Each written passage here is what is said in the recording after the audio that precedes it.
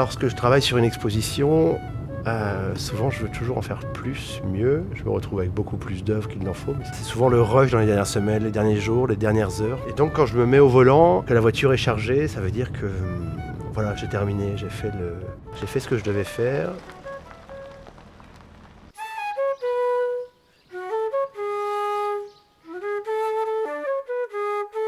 Alors quand j'arrive dans un lieu, la première chose que je regarde évidemment c'est la lumière naturelle, d'où elle vient, quel éclairage. Voilà, dans l'idée justement de faire quelque chose qui soit homogène, qui rentre en écho avec le lieu et pas simplement faire un accrochage, accrocher des œuvres pour les accrocher sans réflexion générale. Alors je suis très tatillon, je me fatigue pas mal avec ça parce que disons que voilà, j'ai horreur qu'il y ait le moindre décalage et quelques millimètres je les vois.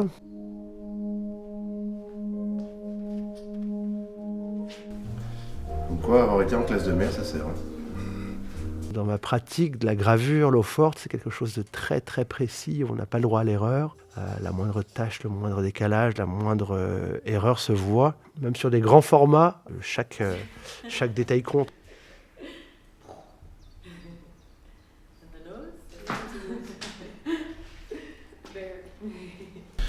Tu n'as pas la même largeur à gauche de la lampe là qu'entre les deux lampes du milieu. On a eu la chance l'année dernière de rencontrer un jeune écrivain qui était le parrain de la manifestation et qui est venu faire une dédicace pour son livre.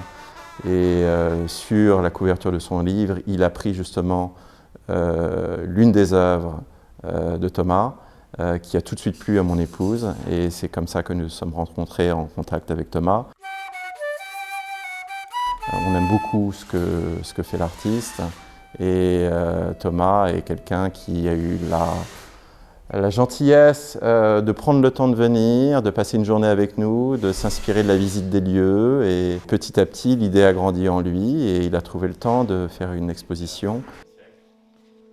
Cet été, lorsque j'ai découvert les lieux, j'étais ému et j'ai eu la chance de visiter le château de Fontencomble. Et voilà, c'était incroyable de s'imaginer la famille de Chateaubriand vivre dans ce château médiéval, magistral. Ce n'est pas rien et j'ai pu voir les toits notamment, on a la vue sur le parc avec une restauration merveilleuse.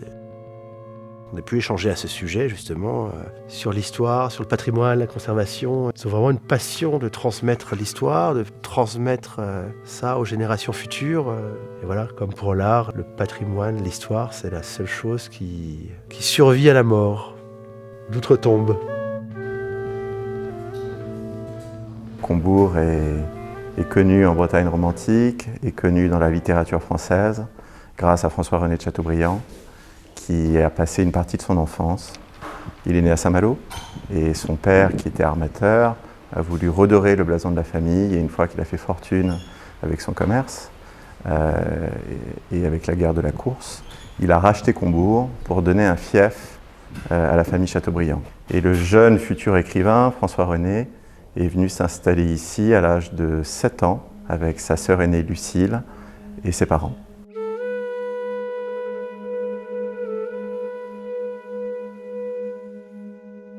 Il a passé ici une dizaine d'années, ses vacances scolaires, ses week-ends. Il ira au collège à Dol de Bretagne, qui est à 17 km d'ici. Dol est la raison pour laquelle Combourg existe. La première tour du château a été construite au XIe siècle pour défendre la cathédrale de Dol. Dol était l'un des principaux évêchés de cette Bretagne Nord qui était indépendante du Royaume de France. Le château va s'agrandir par la suite, avec 4 autres tours. Ça va faire partie de ce que l'on appellera et de ce que l'on appelle toujours les marches de Bretagne, c'est-à-dire une chaîne de châteaux de forts et de villes fortifiées pour l'indépendance de la Bretagne jusqu'au jour où cette belle Bretagne va être rattachée au Royaume de France. Les 2 années qu'il va vivre à plein temps à Combourg, de 16 à 18 ans, ce sont des années, c'est une période qu'il va appeler mes années de délire. Ce sont les années où il va se chercher. Son père aurait aimé qu'il rentre dans la marine, il va essayer à Brest, mais ça va pas bien marcher, il va décider de revenir. Sa mère aurait aimé qu'il rentre dans les ordres, mais ce n'est pas sa sensibilité, même s'il était très pieux et il sait ce qu'il ne veut pas faire, il ne sait pas ce qu'il veut devenir. C'est un amoureux de la nature, c'est un amoureux des mots, et au fur et à mesure de cette recherche de soi-même, il va se trouver une âme littéraire, une âme poétique, et il dira plus tard dans ses mémoires, c'est dans les bois de Combourg que je suis devenu ce que je suis.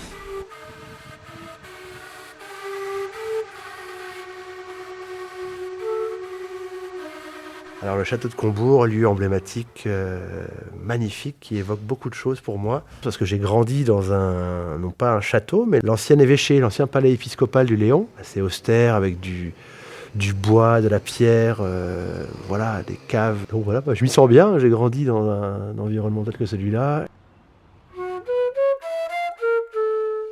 Alors, Combourg, c'est Châteaubriand, mais c'est aussi 1000 ans d'histoire. Et on a la chance d'avoir un public qui s'intéresse à son passé.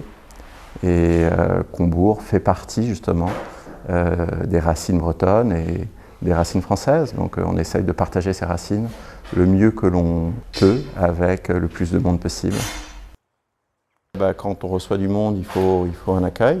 Ma femme a voulu le faire le plus chaleureux possible, mais tout en respectant une certaine idée du romantisme avec un petit peu une touche moderne. Donc tout cet espace a été refait il y a 3 ou 4 ans maintenant. Et l'idée, c'est de donner une première bonne impression aux visiteurs qui franchissent la porte d'entrée. Dans ce café, on essaye aussi de faire voyager les visiteurs qui s'y installent. Et la meilleure façon de faire voyager les gens, c'est de les faire rêver. Et l'art fait partie intégrante de ce rêve. Chateaubriand a écrit que l'homme n'a pas besoin de voyager, il détient en lui l'immensité, chose avec laquelle je suis assez d'accord, un ailleurs immobile.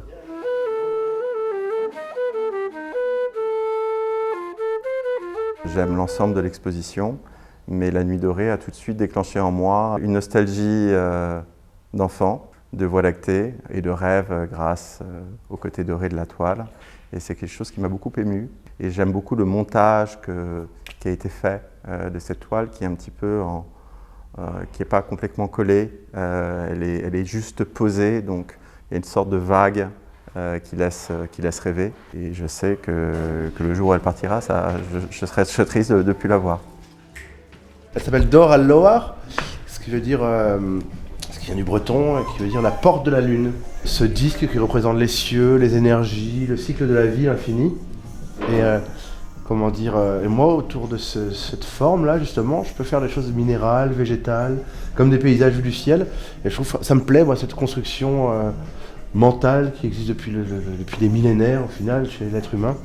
Et la porte de la lune, parce que le vide du disque s'appelle la porte de la lune en Chine. Et pour eux, c'est par là où transitent toutes les bonnes énergies, ce qui attire toute la chance, le bonheur, la santé sur la maison. Et ça me plaît, cette chose de... cet universel, ce positif, ce transcendant.